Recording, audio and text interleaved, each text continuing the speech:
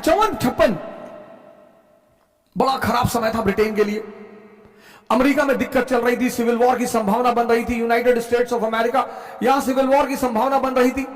Civil war हुआ भी 1860 में। भारत में विद्रोह की संभावना बन रही थी। 1857 का विद्रोह हुआ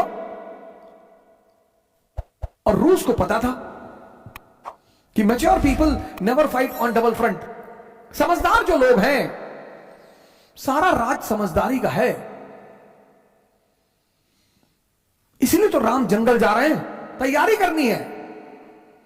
कुछ लोग आईएएस की, अगर आप बड़ी बड़ी तैयारियां कर रहे हैं, गौर से सुनिएगा इस बात को, अगर आप जीवन में बड़ी बड़ी तैयारियां कर रहे हैं और हर फ्रंट पे लड़ रहे हैं,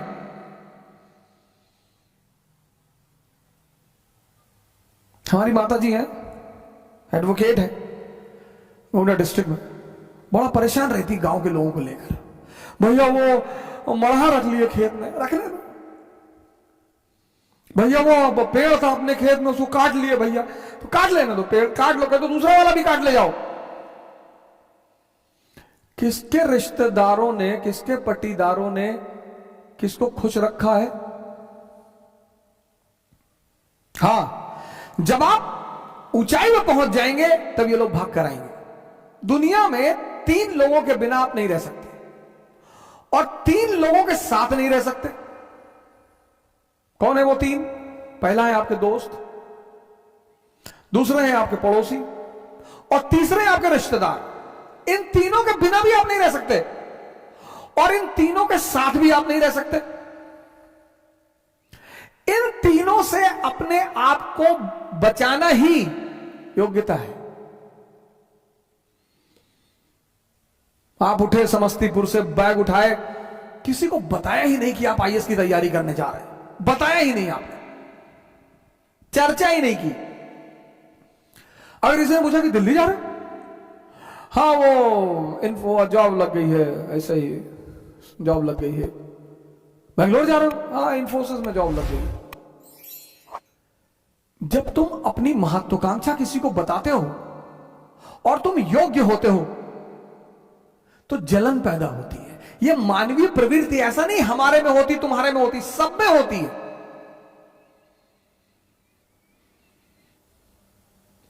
सब में। अभी तुमको ऑस्ट्रेलिया में आईएएस बना दिया जाए, तुम नहीं जाना चाहोगे। कौन जानता है तुमको ऑस्ट्रेलिया में हो गए आईएएस। इसलिए जब तुम आईएएस बनते हो, मंत्री बनते हो, नेता बनते हो, अपने घर की तरफ भागते हो। जितने लोग बंबई में कमाते, दुबई में कमाते, कमा वहां रहे हैं, मकान बनवाते गांव में 2 बीघे में, हाँ बड़ा मकान, बड़ी बड़ी दीवारें और करीब 1 बीघे में मकान और ट्रैक्टर खड़ा हुआ है। क्यों? क्योंकि वो जो पट्टीदार हैं आपके, वो डेली उस मकान से गुजरेंगे और डेली मरेंगे। उसका मजा है सर। दूसरे को क्या दिखाना सर।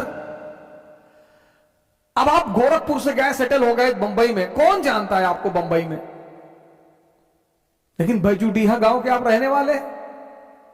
वही के लोगों ने आपको गाली दी है बचपन में, चुनौतियां दी हैं, आपको ताना मारा है कि कुछ नहीं कर पाओगे, तो आपने 3 बीघे में मकान बनवाया गांव में। कोई नहीं रहता, कोई रहता ही नहीं, इतना बड़ा ताला लटका। लेकिन पूरा गांव जब उस मकान से सामने से गुजरेगा तो डेली मरेगा कि बहुत पैसा शुक्लवा कमाए, तस्करी उस्करी करता होगा। दुनिया में तुम 3 लोगों के बिना नहीं जी सकते और तुम 3 लोगों के साथ नहीं जी सकते। इनको अपनी महत्वाकांक्षा कभी मत बताओ। अगर तुम योग्य हो, ये तुमसे चिढ़ेंगे। कृष्ण को देखो, बलराम मजाक उड़ाते, सगे भाई हैं। गोरे नंद जशोदा गोरी, तुम कत श्याम शरीर, तुम्हारी मां भी गोरी, तुम्हारे पापा भी गोरे, तुम काले हो, तुम इनके बेटे हो ही नहीं।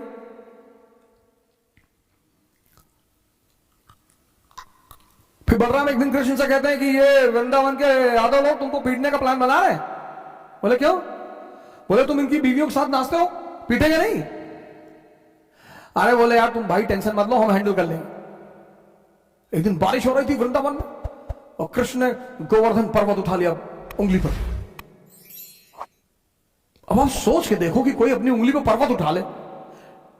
डिमॉन्स्ट्रेशन ऑफ पावर, शक्ति का प्रदर्शन। तब यादवों ने कृष्ण से कहा कि देखो भैया, तुम बीवी के साथ तो नाच ही रहे हो, तुम साली के साथ भी नाचो, हमको कोई टेंशन नहीं है।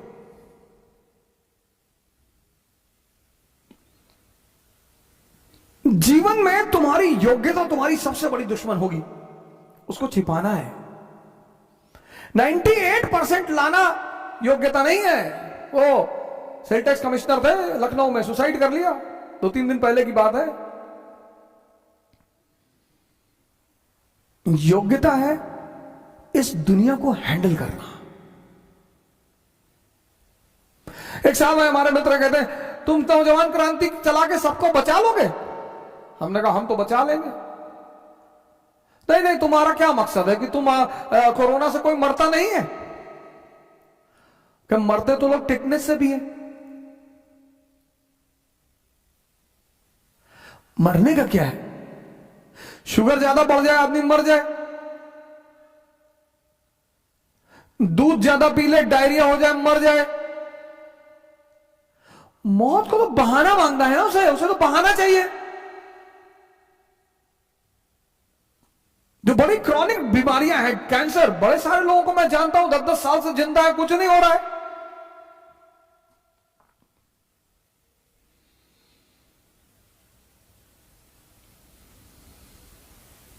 मैच्योर जो लोग हैं ना, मैच्योर, वो दो फ्रंट पर कभी नहीं लड़ते। इसलिए जितने हमारे युवा भाई हैं, जब भी आप बाहर निकले, तैयारी करने के लिए निकले, पढ़ने के लिए निकले, बाकी सारे दरवाजे बंद कर दें, सन्यासी हो जाए।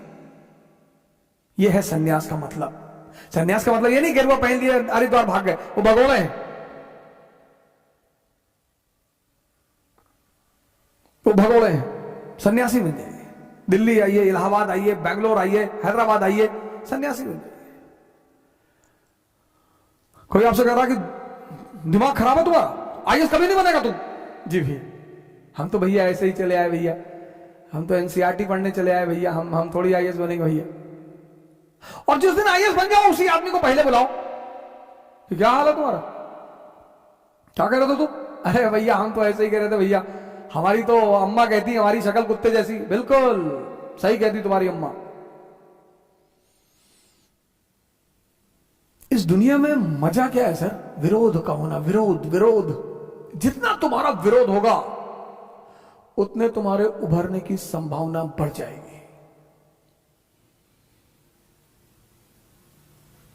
विरोध मुर्दे का नहीं होता सर, चाहे जितना बड़ा अपराधी हो, जब मरता है ना तो दुखी होते हैं लोग। तुम्हें पता करना है कि तुम जिंदा हो कि नहीं। अगर तुम जिंदा हो तो लोग तुम पर हंसेंगे, अगर तुम जिंदा हो तो लोग तुम्हारा विरोध करेंगे। ये सब जिंदा होने की निशानियां हैं सर।